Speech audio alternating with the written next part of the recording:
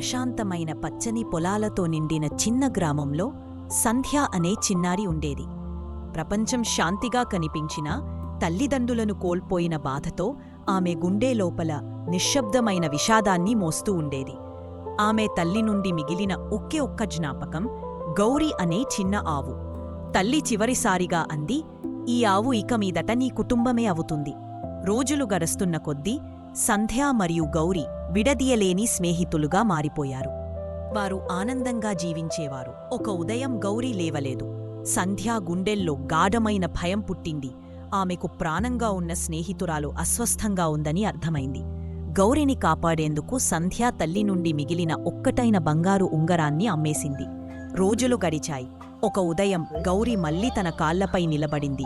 ఆనందంతో సంధ్య ఏడిచి ఆ రోజునుంచి సంధ్య ఇతర జంతువులను కూడా ఆదుకోవడం ప్రారంభించింది. గౌరీ పట్ల ఉన్న సంధ్యా ప్రేమ చివరకు దయతో నిండిన ఒక సంకల్పంగా మారింది. స్నేహం మాటల్లో కాదు, అవసరమైనప్పుడు సహాయం చేయడంలో నిజమైన ప్రేమ కనిపిస్తుంది.